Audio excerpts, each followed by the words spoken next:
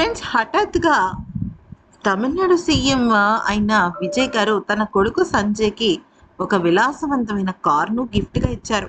ఎందుకని ఇచ్చారు? ఇంత హఠాత్తుగా కొడుకుకి ఎందుకంత మంచి గిఫ్ట్ ఇవ్వడం జరిగింది అనేది గనక చూస్తే, ఇక్కడ చాలా పెద్ద విషయం అయితే బయటపడుతుంది. విజయ్‌కి కార్లంటే చాలా ఇష్టం. తన కారు నడిపే డ్రైవర్ అన్నా కూడా చాలా ఇష్టం. అందుకనే ఎన్నికల్లో తన కారు నడిపే డ్రైవర్‌కి కూడా అతనికి ఎమ్మెల్యే సీట్ ఇచ్చి ఇవ్వడం జరిగింది. అయితే ఇక అంత అద్భుతమైన మనసు కలిగిన వాడు. అయితే తన కొడుకు విషయంలో విజయ్ చాలా రోజుల పాటు ఒక రకమైన మిస్సింగ్ ఫీలింగ్ అవుతున్నాడు. అంటే 4 సంవత్సరాల నుంచి విజయ్ కొడుకు జోసెఫ్, సంజయ్, విజయ్ మాట్లాడట్లేదనమాట. అయితే వాళ్ళ అమ్మకి, నాన్నగారికి మధ్య విభేదాల కారణంగా ఇక తన తల్లి తరఫున నిలబడ్డ సంజయ్ అలాగా చేయడం జరిగింది.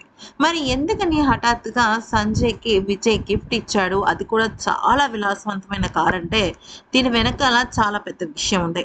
అదేంటి అంటే, గత 4 సంవత్సరాలుగా ఆగిపోయిన ప్రాజెక్ట్ కేవలం 4 నెలల్లో పూర్తి చేశాడు విజయ్ కొడుకు సంజయ్. ఒక 'సిగ్మా' అనే ప్రాజెక్ట్‌ని. అయితే సాధారణంగా ఏదైనా ఒక సినిమా తీయాలి. అది కూడా ఒక కొత్త అబ్బాయి డైరెక్టర్‌గా మారి సినిమా తీయాలంటే ఖచ్చితంగా చాలా టైం పడుతుంది. అయితే ఇక ఈ నేపథ్యంలో ఆ రకంగా అంత అద్భుతమైన సినిమాని పూర్తి చేయడంతో విజయ్ తన కన్న కొడుక్కి గిఫ్ట్ ఇచ్చాడు. అయితే ఈ గిఫ్ట్ ఇవ్వడం వెనకాల ఇంకొక పెద్ద రహస్యమే ఉంది. అది ఏంటి అంటే, గతంలో విజయ్ భార్య సంగీత పిల్లల్ని పట్టించుకోవటం లేదు. నన్ను పట్టించుకోవటం లేదు. కుటుంబ విషయంలో ఆయన ఎక్కడో నిర్లక్ష్యం చేస్తున్నారు. మూడో మనిషి వాళ్ళ జీవితంలోకి వచ్చారు అంటూ పిటిషన్‌లో రాసింది. అయితే ఇప్పుడు కొడుకుని పట్టించుకుని, కొడుకుకి అంత మంచి కార్ గిఫ్ట్‌గా ఇవ్వడం అంటే, మరి తన మనసులో తన కొడుకు మీద ఎంత ఆప్యాయత లేకపోతే ఆ ప్రేమ, అభిమానాలు వస్తాయి చెప్పండి. అంటే తను మారిపోయాడు.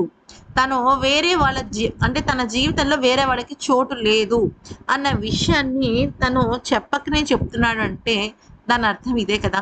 అంటే తను మారిపోయాడు అని తన భార్యకి చెప్పటమే కదా!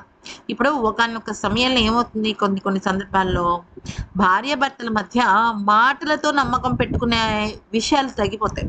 కేవలం చేతలు, లేకపోతే ఒట్లు, లేదంటే మూడో మనిషి వాళ్ళ జీవితంలోంచి వెళ్ళిపోయినట్టుగా వాళ్ళకి గట్టిగా ప్రగాఢంగా నమ్మటం, ఇలాంటివి జరిగితేనే అది జరుగుతాయి. సో, ఇప్పుడు విజయ్ అదే పద్ధతిని ఫాలో అవుతున్నాడు.